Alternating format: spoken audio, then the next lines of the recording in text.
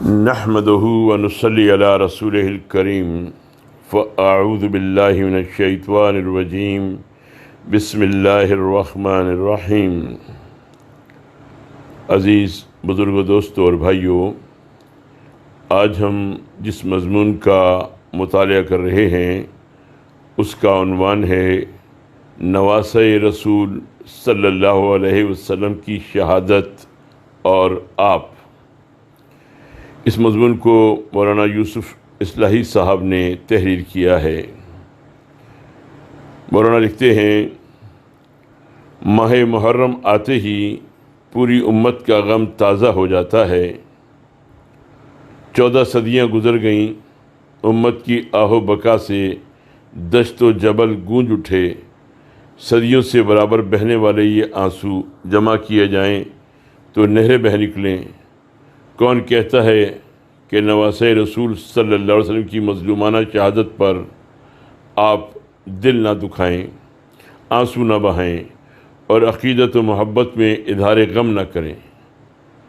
اگر رسول صلی اللہ علیہ وسلم سے آپ کو تعلق ہے، رسول صلی اللہ علیہ وسلم کی اہل بیت سے تعلق ہے، تو یہ کیسے ممکن ہے کہ عاشورہ کی بھیانک رات اور کربلا کی صبح و قیامت کی یاد آپ کو نہ تڑپائے؟ فاطمہ رضی اللہ عنہا کے گھر کا چراغ گل ہو جائے اور مسلمان کا دل نہ روئے۔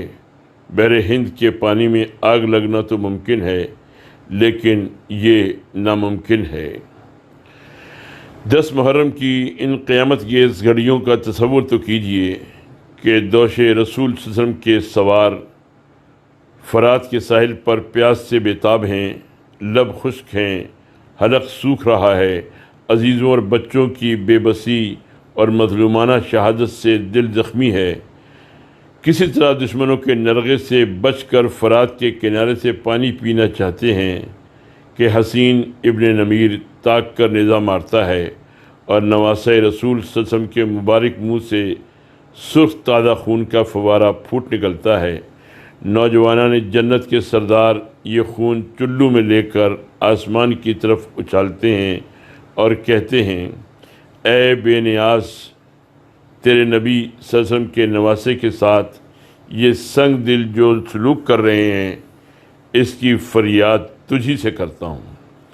اور پھر آسمان کی آنکھوں نے یہ دلدوز منظر بھی دیکھا کہ نواسۂ رسول صلی اللہ علیہ وسلم کی گردن میں تیر چھدا ہوا ہے۔ آپ رضی اللہ عنہ ہاتھ سے کھینچ کر نکالتے ہیں کہ زرہی گردن مبارک پر تلوار سے وار کرتا ہے اور مظلوم کربلا زخموں کی تاب نہ لا کر گر پڑتے ہیں۔ اسی دوران سنان ابن انس کا ایسا نیزہ لگتا ہے کہ آپ ہمیشہ کے لیے امت کو اپنے غم میں روتا چھوڑ کر دنیا سے رخصت ہو جاتے ہیں۔ اور یہی سنان شقی نواسہ رسول صلی اللہ علیہ وسلم کا سر مبارک جس میں اتھر سے جدا کر کے ابن زیاد کے پاس کوفے بھیج دیتا ہے۔ اور پھر اس منظر پر کس کا کلیجہ پھٹنا پڑے گا کہ ابن زیاد کے سامنے فاطمہ کے لخت جگر کا سر مبارک رکھا ہے اور وہ گستاخ اپنی چھڑی سے آپ رضی اللہ عنہ کے مبارک دانتوں اور ہونٹوں کو چھیڑ رہا ہے۔ ایک بوڑھے صحابی زید بن ارقم سے یہ منظر دیکھا نہ گیا، غصے سے بےتاب ہو کر بولے، چھڑی ہٹا لو، اللہ واحد کی قسم، میں نے رسول پاک صلی اللہ علیہ وسلم کے لبوں کو ان لبوں کا بوسہ لیتے ہوئے دیکھا ہے۔ یہ کہا اور بے اختیار دھاڑے مار مار کر رونے لگے۔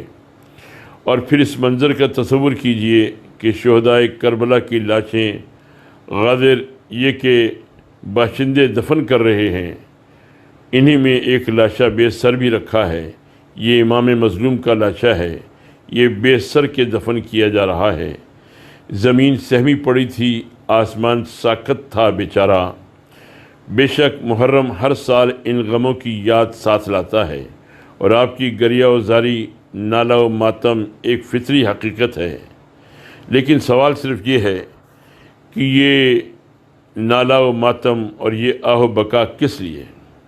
کیا حسین رضی اللہ عنہ نے جان عزیز کی قربانی دے کر اور اپنے نونہالوں کی گردنیں کٹا کر امت کو یہ سبق دینا چاہا تھا کہ وہ چند دن سوگ منا کر بیت رسول صلی اللہ علیہ وسلم کے ساتھ عقیدت و محبت کا اظہار کیا کریں، یہ آپ رضی اللہ عنہ نے فرات کے کنارے میدان کربلا میں قربانی، شہادت، جہاد اور باطل سے پنجہ آزمائی کی تاریخ اس لیے تیار کی کہ نوجوانان اسلام اپنے سردار کے نقش قدم پر چل کر حق کے لیے ہمیشہ سینہ سپر رہیں اور جیتے جی کبھی بھی باطل کو اپنے ناپاک قدم جمانے کا موقع نہ دیں۔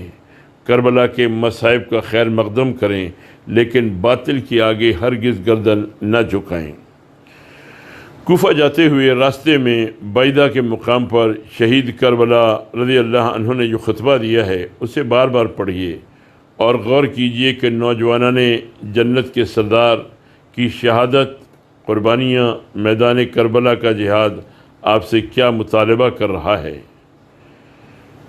لوگوں، رسول اللہ صلی اللہ علیہ وسلم نے فرمایا، جو شخص کسی ایسے بادشاہ کو دیکھتا ہے جو ظالم و جابر ہے، اللہ کی حرام کردہ چیزوں کو حلال کر رہا ہے، اللہ سے کیے ہوئے عہد کو توڑ رہا ہے، رسول صلی اللہ علیہ وسلم کی سنت کو تہس نہس کر رہا ہے، اللہ کے بندوں پر گناہ اور زیادتی کے ساتھ حکومت کر رہا ہے، اور پھر بھی اس شخص کو غیرت نہ آئے، نہ زبان سے وہ اس ظالم کے خلاف آواز اٹھاتا ہے، نہ عملی طور پر ظالم کے خلاف کوئی قدم اٹھاتا ہے، تو اللہ کو یہ حق ہے کہ وہ اس ظالم بادشاہ کی جگہ اس شخص کو دوزخ کی آگ میں جھونک دے۔ لوگوں، خبردار ہو جاؤ، یہ لوگ شیطان کی اطاعت قبول کر چکے ہیں اور رحمان کی اطاعت سے آزاد ہو گئے ہیں۔ ان لوگوں نے اللہ کی زمین کو فساد سے بھر دیا ہے، حدود الہی کو پامال کر دیا ہے، مال غنیمت میں سے اپنے لیے زیادہ وصول کرنے لگے ہیں، اللہ کی حرام کی ہوئی چیزوں کو حلال کر لیا ہے اور حلال چیزوں کو حرام کر دیا ہے۔ اس لیے میں حق بجانب ہوں کہ مجھے غیرت آئے اور میں ان کی سرکشی اور بغاوت کو حق و عدل سے بدلنے کی کوشش کروں۔ وقت آ گیا ہے کہ مومن حق کی راہ میں جان قربان کرنے کے لیے تیار ہو جائے۔ میں شہادت کی موت چاہتا ہوں، ظالموں کے ساتھ زندہ رہنا خود بہت بڑا جرم ہے، میری ذات تم لوگوں کے لیے نمونہ ہے۔ تقریر کرنے والا خاموش ہو گیا، اس کی آرزو پوری ہو گئی اور اب قیامت ہی میں آپ اس کی آواز سن سکیں گے، لیکن اس کی آواز کی گونج اب بھی آپ کو جھنجھوڑتی ہے۔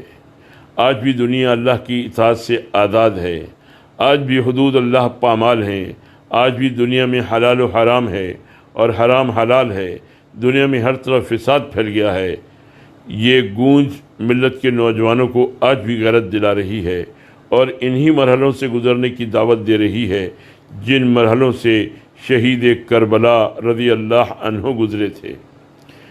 داستان کربلا پر اظہار غم ایک فطری تقاضا ہے، لیکن یہ اظہار عقیدت و محبت اگر محض ذاتی اور شخصی نوعیت کا ہے تو نہ اللہ کی نگاہ میں اس کی کوئی قدر و قیمت ہے اور نہ خود شہید کربلا رضی اللہ عنہ کی نظر میں اس کی کوئی حیثیت۔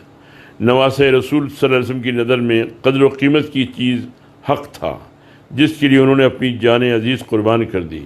اگر اپنی ذات نواسۂ رسول صلی اللہ علیہ وسلم کو عزیز ہوتی تو اسے قربان ہی کیوں کرتے؟ کربلا کی تاریخ آپ سے مطالبہ یہ کرتی ہے کہ آپ حق کے لیے اپنا سب کچھ قربان کر دیں۔ جس طرح حسین رضی اللہ تعالیٰ عنہ نے نہ صرف اپنی جان اس راہ میں قربان کی بلکہ اپنے کنبے کے معصوم بچوں تک کو خوشی خوشی کٹوا دیا۔ شہید کربلا کی مظلومیت اور بے بسی آپ سے وہی عملی جواب چاہتی ہے جو ان کے ہمراہ جانے والے جان نثاروں نے دیا تھا۔ محرم کی 9 تاریخ تھی۔ حضرت حسین رضی اللہ تعالیٰ عنہ نے اپنے ساتھیوں کو جمع کیا اور تقریر کرتے ہوئے فرمایا، میں اللہ کا بہترین ثنا خواہ ہوں اور راحت و رنج ہر حال میں اس کا شکر گزار ہوں۔ پروردگار، میں تیری حمد کرتا ہوں کہ تو نے ہمیں نبوت کی عزت بخشی اور ہمیں حق سننے والے کان، حق دیکھنے والی آنکھیں اور حق شناس دل دیا، ہمیں قرآن کا علم دیا اور ہمیں فہم دین سے نوازا۔ الہی تو ہمیں اپنے شکر گزار بندوں میں شامل فرما۔ مجھے کسی کے ساتھی اپنے ساتھیوں سے زیادہ وفادار اور اپنے گھرانے سے زیادہ نیک اور صلہ رحمی کرنے والا کوئی دوسرا گھرانہ نہیں معلوم ہوتا۔ اللہ تعالیٰ تم سب کو میری جانب سے بہترین جزا عطا فرمائے۔ میں ان بدترین دشمنوں کے ارادے بھانپ کر آج کے دن کو کل ہی کا دن سمجھ رہا ہوں۔ میں آپ لوگوں کو خوشی خوشی اجازت دے رہا ہوں، میری طرف سے کوئی ملامت نہ ہوگی۔ رات چھا چکی ہے، ایک ایک اونٹ لے لو اور اپنی اپنی بستیوں کو لوٹ جاؤ، اللہ تم سب کو جزائے خیر عطا فرمائے۔ یہ میں اس لیے کہہ رہا ہوں کہ لوگ مجھ کو تلاش کریں گے، میرے بعد انہیں کسی کی تلاش نہ ہوگی۔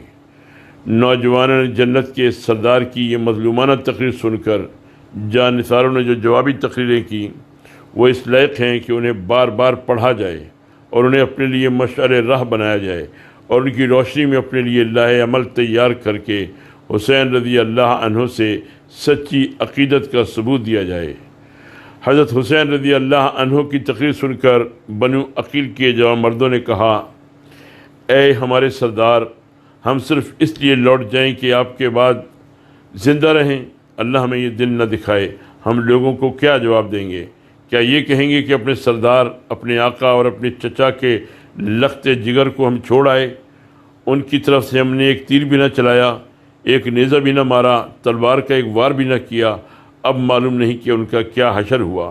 اللہ کی قسم ہم سے ہرگز ایسا نہ ہو سکے گا، ہم اپنی جان، اپنا مال اور اپنے اہل و عیال سب کچھ آپ پر قربان کر دیں گے، آپ کے ساتھ آپ کی حمایت میں لڑیں گے، جو انجام آپ کا ہوگا وہی ہمارا بھی ہوگا، آپ کے بعد جینا بیکار ہے۔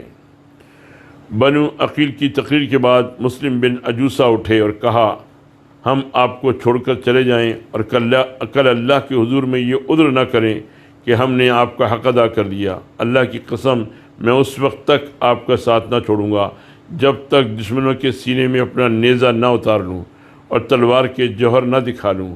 اللہ کی قسم اگر میرے پاس ہتھیار نہ بھی ہوتے تو دشمنوں سے پتھر مار مار کر لڑتا اور آپ پر اپنی جان فدا کر دیتا۔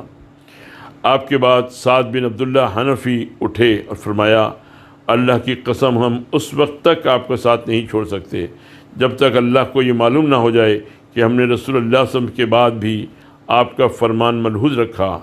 اگر مجھ کو یہ یقین ہو کہ میں 70 بار قتل کیا جاؤں گا اور ہر بار دوبارہ زندہ کر کے مجھے آگ میں جلا کر میری خاک اڑا دی جائے گی تو بھی اس وقت تک میں آپ کا ساتھ نہ چھوڑوں گا جب تک خود کو موت کے حوالے نہ کر دوں، جبکہ مرنا صرف ایک ہی بار ہے اور اس موت کے بعد ہمیشہ کی عزت ہے۔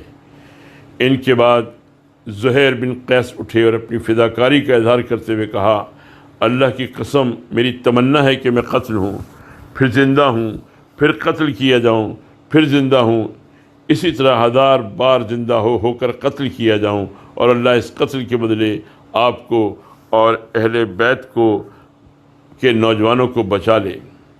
محرم کے یہ قیامت خیز شب و روز آپ سے انہی جذبات و عزائم اور اسی فداکاری اور جانثاری کا مطالبہ کرتے ہیں، اور یہ حقیقت ہے کہ فداکاری اور جانثاری کے جذبات و عزائم کا بدلہ آپ محض نالہ و فغاں اور اظہار غم کے کچھ اعمال سے فراہم نہیں کر سکتے، اور یہ بھی حقیقت ہے کہ یہ جذبات، عزائم اور یہ جانثاری و فداکاری بھی اسی وقت نتیجہ خیز ہو سکتی ہے جب کسی امام و رہنما کی قیادت میں ہو اور کسی نظم اور منصوبے کے تحت ہو۔ وما علینا الا البلاغ۔